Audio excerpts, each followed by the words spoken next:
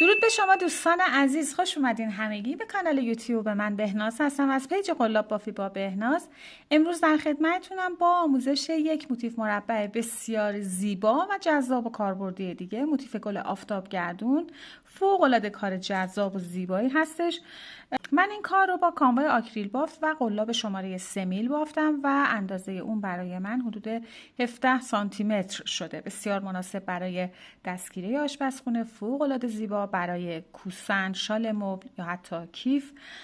امیدوارم که از این آموزش هم خوشتون بیاد. پس با من همراه باشید امروز برای دیدن این ویدیو. قبل از اون ممنون میشم که لایک کنید کار رو و سابسکرایب هم یادتون نره.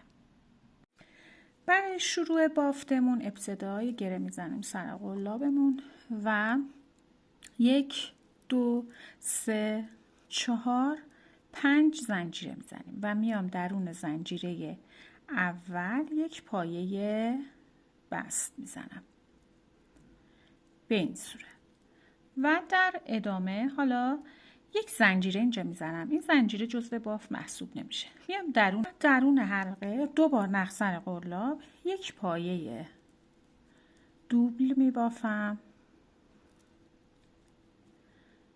و همونجا یک پایه کوتاه ادامه میدم،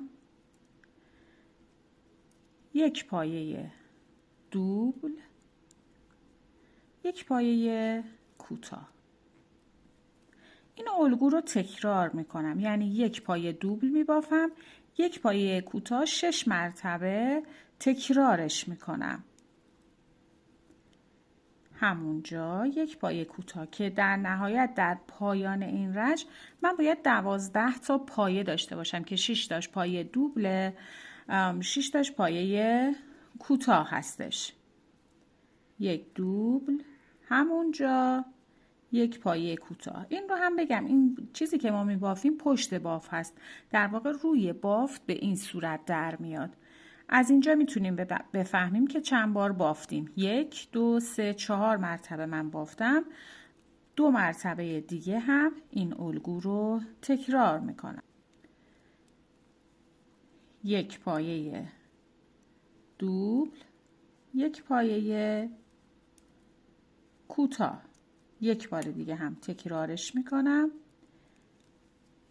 یک پایه دوبل، همونجا یک پایه کوتاه و به این ترتیب من این الگو رو 6 بار تکرار کردم. این نخ اضافی که همراهمون بود رو یه خورده بکشیم، کارمون به این صورت جمع میشه. ببینید پشت بافت رو 1 2 3 4 5 6 تا دوبل بافتم و 6 تا پایه کوتاه و در ادامه میام بست میزنم روی اولین پایه دوبلی که بافته بودم به این صورت.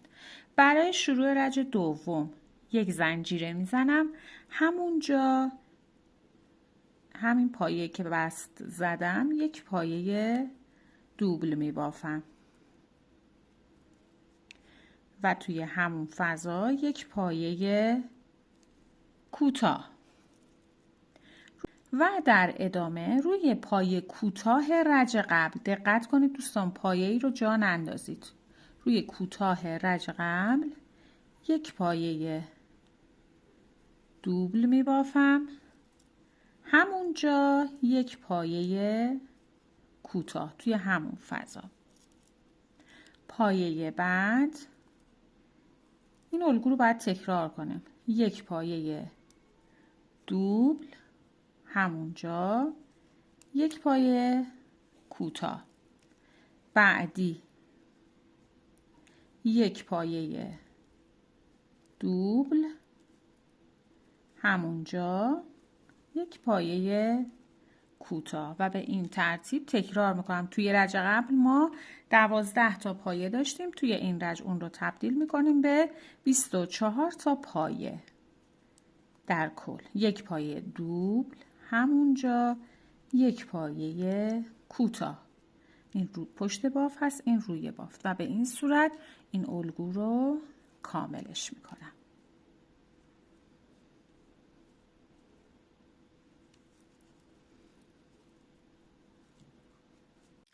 به آخر رج که رسیدم میام بست میزنم روی اولین پایه دوبلی که بافته بودم. دقت کنید همونطور که گفتم باید 24 تا پایه داشته باشیم. برای شروع رج سوم یک زنجیره میزنم، 2 بار نخسر قلاب، همین پایه که پایه دوبل بود یک پایه دوبل میبافم. روی پایه کوتاه رج قبل میام یک پایه کوتاه میبافم و همونجا یک پایه دوبل. به این صورت پایه بعدی یک پایه کوتاه تک میبافم. کنار دوبل ها باید همیشه یک کوتاه بافته باشه، یا اگه یک کوتاه بافتی بعدش حتما یک پایه دوبل باید بافته بشه. پایه بعد حالا یک پایه دوبل میبافم، همونجا یک پایه کوتاه. این الگو از ابتدای رج تکرار میشه به این صورت که روی پایه بعدی ابتدا یک پایه دوبل تک، پایه بعدیش یک پایه کوتاه، همونجا یک پایه دوبل. حالا پایه بعد یک پایه کوتاه تک بافته میشه. این پایه های تک یک بار دوبل هست، یک بار پایه کوتاه. و در ادامه پایه بعد یک پایه دوبل میبافم، کنارش توی همون فضا یک پایه کوتاه. پایه بعد حالا یک پایه دوبل تک میبافم. پایه بعد حالا یک پایه کوتاه میبافم، همونجا یک پایه دوبل. حالا پایه بعد یک پایه کوتاه میبافم، همونطور که گفتم تکرار میکنم. پایه بعد یک پایه دوبل، کنارش توی همون فضا یک پایه کوتاه. پایه بعد یک پایه دوبل، تکرار میکنم دوباره به این صورت. در پایان این رج ما باید 36 تا پایه داشته باشیم. ادامه میدیم و اون رو کامل میکنیم. در پایه آخر من یک پایه دوبل و یک کوتاه بافتم. ابتدای رج هم که یک دوبل تک بافته بودیم دیگه، میایم بست میزنیم روی پایه دوبل ابتدای رج. برای شروع رج چهارم یک زنجیره میزنم، همینجا میام یک پایه دوبل میبافم. به این صورت پایه بعدی یک پایه کوتاه، دقت کنید پایه جا نمونه. حالا روی پایه بعد ابتدا یک پایه دوبل میبافم، همونجا یک پایه کوتاه. از اول رج تکرار میکنم الگو رو.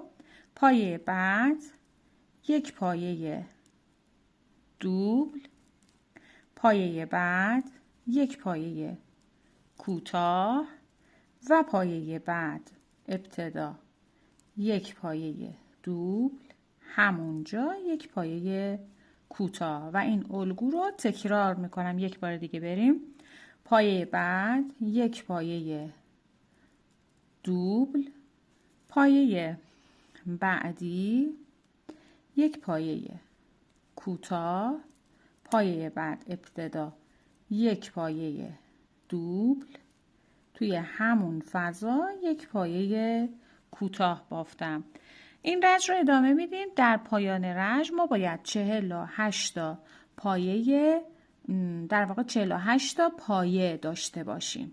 به این صورت اون رو کاملش میکنیم.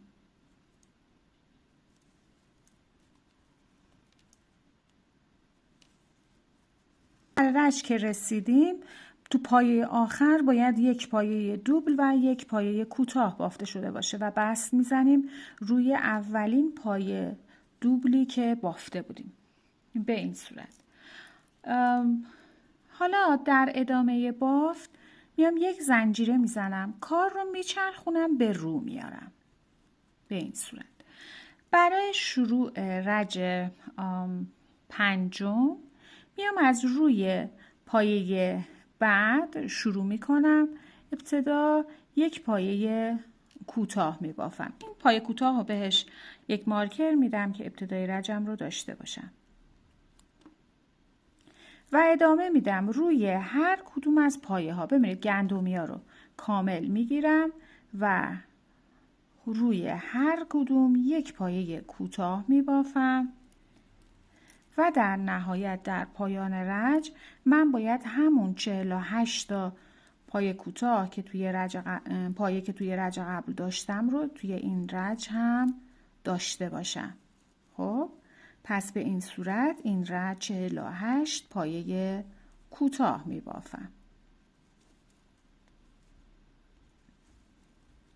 ببینید به این صورت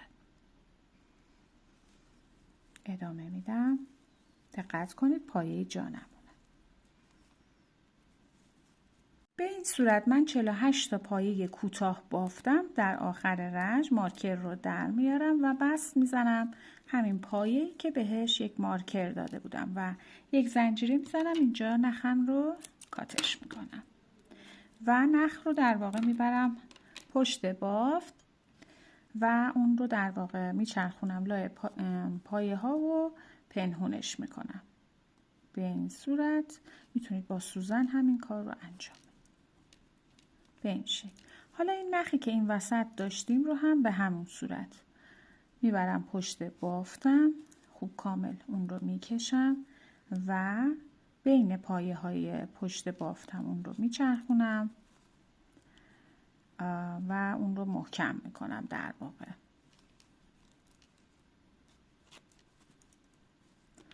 به این صورت و اضافه نخام رو میچینم. میشه شکل. برای شروع رج ششم از یکی از پایه ها با رنگ زرد یا حالا خردلی وارد میشیم و نخ رو وصلش میکنم. 1 2 در کل 3 تا زنجیره میزنم و میام روی پایه بعدی یک پایه بلند میبافم. 1 2 3 4 زنجیره میزنم و میام 1 2 پایه رها میشه. روی پایه سوم یک پایه بلند، پایه بعد هم یک پایه بلند میبافم و این الگو رو تکرار میکنم. 1 2 3 4 تا زنجیره میزنم، 2 تا پایه رها میشه، پایه بعد یک پایه بلند، پایه بعدی هم یک پایه بلند و 4 زنجیره، 2 پایه رها. این الگو رو دور تا دور کارم تکرارش میکنم. ببینید این میشه شکل بافتمون. اون رو ادامه میدم. خب به این صورت من رج رو به پایان رسوندم. همینطور که میبینید من 12 مرتبه این الگو رو تکرار کردم. در نهایت میام در پایان رج در واقع بست میزنم روی سومین زنجیره شروع رج. حالا برای شروع رج هفتم ما میخوایم گلبرگ ها رو ببافیم.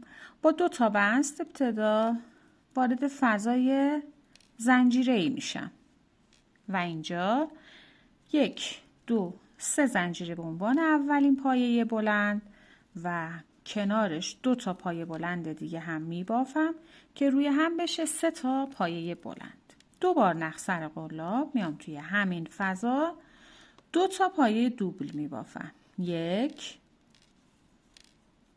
و 2 1 2 3 زنجیره میزنم، 2 تا نخ پایین رو میگیرم با یک بست اون رو تبدیل به یک پایه پیکوت میکنم. ادامه میدم 2 بار نخ سر قلاب توی همین فضا یک پایه دوبل میبافم و 3 تا پایه بلند. 1 2 و 3 توی همین فضا.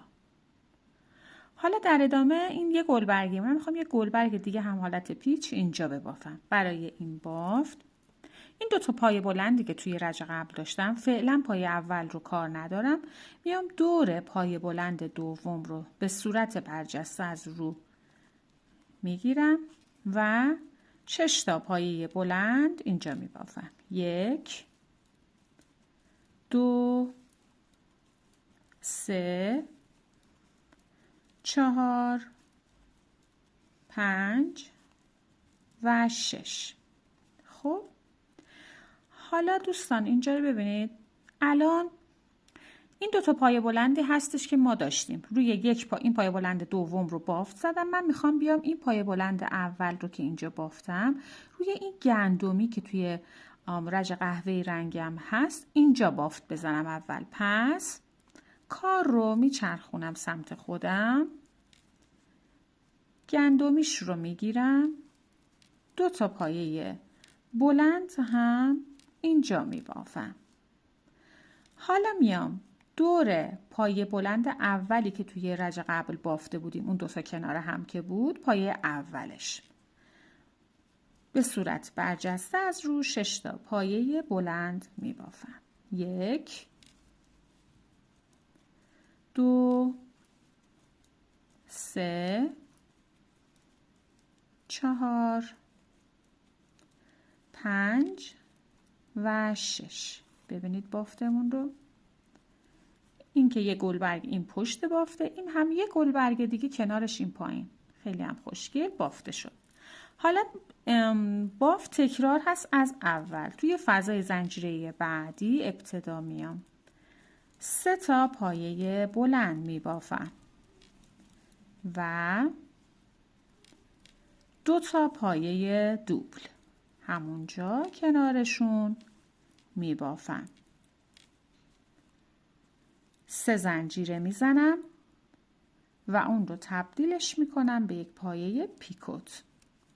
همونجا یک پایه بلند توی همون فضا و 1 پایه دوبل و 3 پایه بلند. 1 2 و 3. باز رسیدیم به اینها. گلبرگ بعدی رو شکل میخوایم بدیم. پایه اول رو فعلا کار نداریم. روی پایه بلند دوم 6 تا پایه بلند به صورت برجسته از رو میبافم. من کار رو به این صورت تو دستم گرفتم که راحت تر بافت بزنم. شما هم میتونید به همین شکل بگیرید. 4 5 و 6. خب به این صورت. باز میخوام حالا بیام همینجا این پایه بلند اول رو که دارم روی این گندمیش که پایه روش بافتم، روی این پایه ابتدا 2 تا پایه بلند میبافم. 1 و 2. دور خود پایه بلند رو میگیرم به صورت برجسته از رو 6 تا پایه بلند هم اینجا میبافم و به همین صورت الگو رو باید تکرار کنم.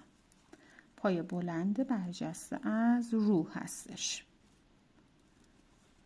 به این صورت ببینید الان این کار کامل شده. من اینو ببرم پشت این قسمت رو، یه تیکش رو ببافم. توی فضای بعد دوباره 3 تا پایه بلند رو تکرارش میکنم و به همین روش 2 تا پایه دوبل ادامه میدم طبق الگوی گفته شده. خب این میشه شکل گلبرگمون که کامل شد. خب و به همین صورت دور تا دور این الگو رو کاملش میکنیم.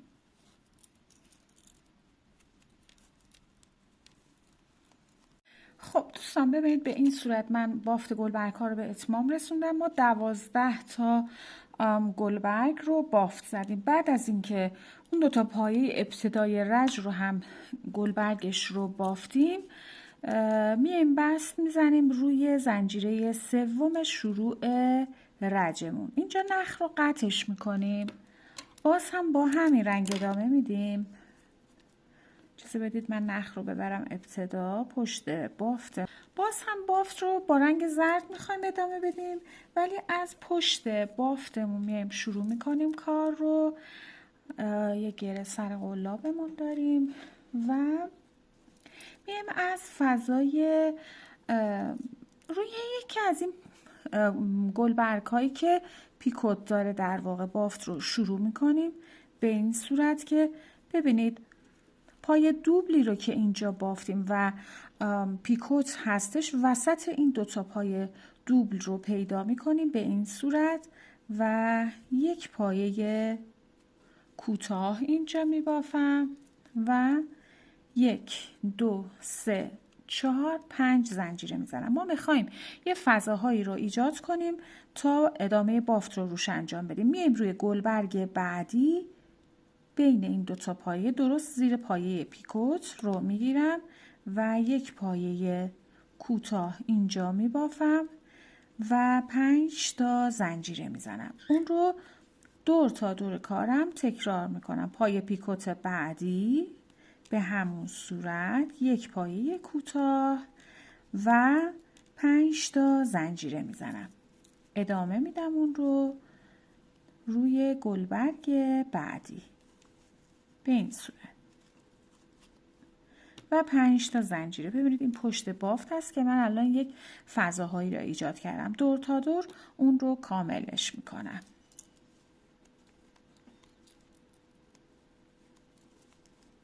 به آخر رج که رسیدیم بست میزنیم روی اولین پایه کوتاه و یک یک بست روی اولین پایه کوتاه، یک زنجیره، نخ رو قطعش میکنیم به این صورت. خب ما یک فضاهایی رو ایجاد کردیم. حالا بریم برای رج بعدی که میخوایم بافت برگ هامون رو داشته باشیم. برای این کار با رنگ سبز بافت رو ادامه میدیم. میام از یکی از فضاهای زنجیره‌ای که پشت بافت دارم، فرقی نمیکنه که از یکی از این فضاها بافت رو شروع میکنم، قلاب رو وارد میکنم و نخ میگیرم. یک زنجیره میزنم، میام همینجا یک پایه کوتاه میبافم و 1 2 3 زنجیره میزنم. توی فضای زنجیره‌ای بعد هم یک پایه کوتاه میبافم. فضای بعدی میشه گوشه بافت من. پس اینجا 4 تا زنجیره میزنم و میام در فضای زنجیره بعدی 1 2 3 بار نخ سر قلاب توی فضای زنجیره بعد اون رو بافت میزنم به صورت نیمه، سوبل نیمه بافتم و تکرارش میکنم. 3 بار نخ سر قلاب همونجا اون رو نیمه میبافم. 2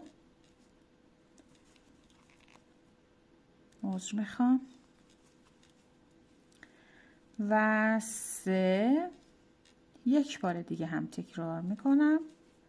4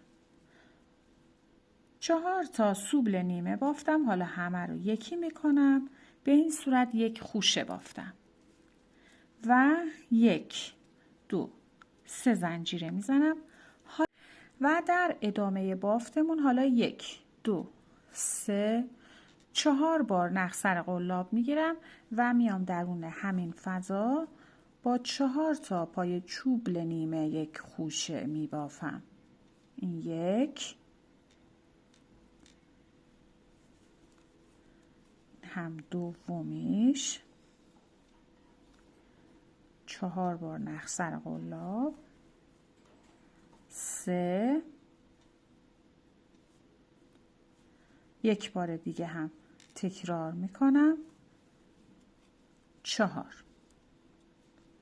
به این صورت و حالا همه رو با هم یکی میکنم و یک خوشه بافتم. در ادامه 1 2 3 زنجیره میزنم و 1 طبق این برگی که ابتدا بافتم دوباره اینجا تکرارش میکنم. 1 2 3 بار نخ سر قلاب توی همون فضا با 4 تا پای سوبل نیمه یک خوشه میبافم. به این صورت 2 و 3. این هم 4میش.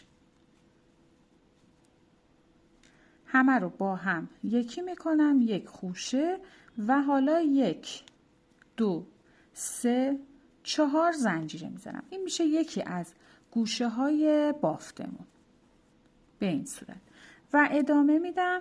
میام توی فضای بعدی یک پایه کوتاه میبافم، 1 2 3 زنجیره، فضای بعد یک پایه کوتاه، حالا 4 تا زنجیره میزنم و میام توی قسمت بعدی بافت خوشه ها رو اینجا یک بار دیگه تکرار میکنم. ابتدا با 3 تا پایه سوبل نیمه یک خوشه میباف، 4 تا عذر میخوام، با 4 تا پایه سوبل نیمه یک خوشه میبافم، 3 و این هم 4میش. همه رو با هم یکی میکنم و 3 زنجیره میزنم.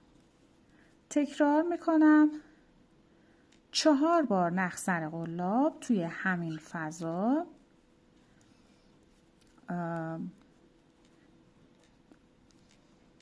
به این صورت میبافمش. 4 تا پای چوبل نیمه. بله، این هم 3میش. یک بار دیگه هم تکرارش میکنم و 4. همه رو با هم یکی میکنم، یک خوشه و 3 زنجیره. حالا این برگی رو که اینجا بافتم یک بار دیگه اینجا تکرارش میکنم، یعنی با 4 تا پای سوبل نیمه یک خوشه میبافم. به این صورت 3 تا خوشه ای رو که بافتیم دوباره تکرار میکنیم، 4 تا زنجیره میزنیم توی فضای زنجیره بعدی، یک پایه کوتاه و 3 زنجیره، فضای بعدی یک پایه کوتاه، حالا 4 تا زنجیره قبل از گوشه و بعدش 4 تا زنجیره میزنیم. میایم توی فضای بعدی و بافت خوشه رو تکرار میکنیم، گوشه سوممون رو شکل میدیم و به همین صورت دور تا دور کار الگو رو کامل میکنیم. در آخر رژ میایم بست میزنیم روی اولین پایه کوتاهی که بافته بودیم و یک زنجیره اینجا نخمون رو قطعش میکنیم. به این صورت برای شروع دهم بافت رو از گوشه بافتمون، این پایه چوبل وسطی که بافته بودیم شروع میکنیم، خوشه وسط و میایم نخ رو اینجا وصلش میکنیم. 1 2 3 زنجیره به عنوان اولین پایه بلند و همونجا یک پایه بلند دیگه میبافم که بشه 2 تا پایه بلند. 2 زنجیره میزنم و درون همین فضا 2 پایه بلند دیگه میبافم. میام توی فضای زنجیره گوشه، فضای بعدی و اینجا 4 تا پایه بلند میبافم. 1 2 3 و 4. خوشه بعدی رو رها میکنم. توی فضای زنجیره‌ای بعد 2 بار نخسر قلاب درون فضا 4 تا پایه دوبل میبافم. 1 2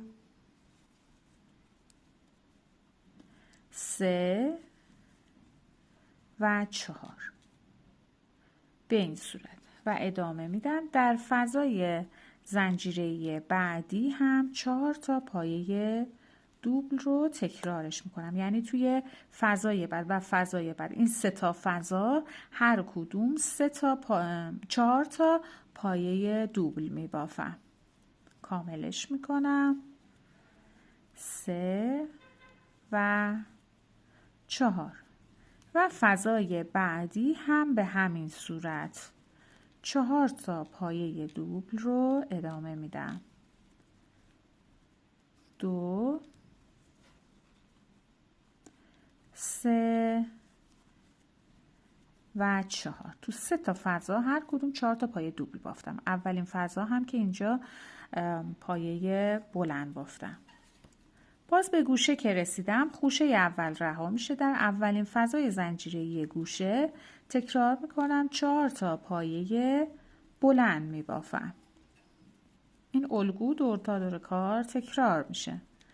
روی خوشه وسط که گوشه بافت من حساب میشه میام ابتدا 2 تا پایه بلند، 2 زنجیره و همونجا 2 تا پایه بلند میبافم.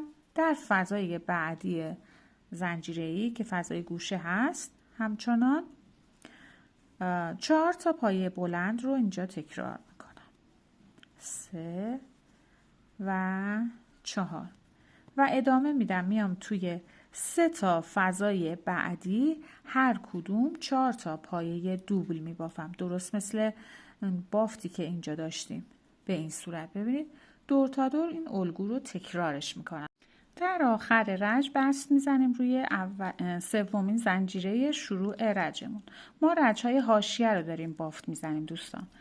برای رج بعدی با 2 تا بست وارد فضای زنجیره‌ای گوشه میشم و 1 2 3 زنجیره به عنوان 1 پایه بلند، همونجا 1 پایه بلند دیگه میبافم. 2 زنجیره بافت گوشه هست. توی همین فضا 2 تا پایه بلند دیگر رو تکرار میکنم. این گوشه بافتمون هست و ادامه میدم بافت رو از روی اولین پایه روی هر کدوم از پایه ها 1 پایه بلند میبافم و به این صورت اون رو ادامه میدم تا به گوشه بافتم برسم.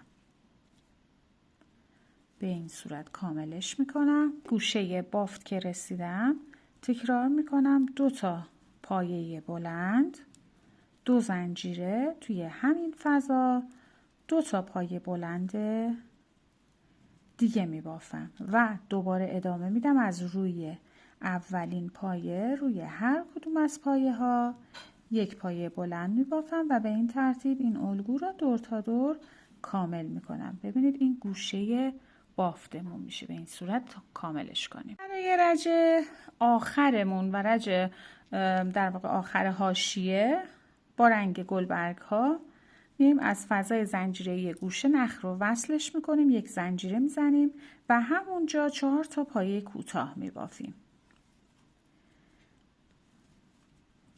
و از روی اولین پایه شروع به بافت میکنیم. روی هر کدوم از پایه ها 1 پایه کوتاه میبافیم و به این ترتیب این الگو رو به پایان میرسونیم. به این صورت روی هر کدوم 1 پایه کوتاه میبافیم به این شکل تا برسیم به قسمت گوشه بافت. به گوشه بافتم که رسیدم دوباره تکرارش میکنم. 4 تا پایه کوتاه دوباره توی گوشه میبافم و از روی اولین پایه ادامه میدم روی هر کدوم از پایه ها 1 پایه کوتاه و بافت رو به اتمام میرسونم. خب دوستان به این ترتیب این موتیف آفتابگردون بسیار زیبامون رو به اتمام رسوندیم. مرسی که تا این لحظه با من همراه بودید. لایک و سابسکرایب یادتون نره تا یه آموزش دیگه. خدا نگهدارتون.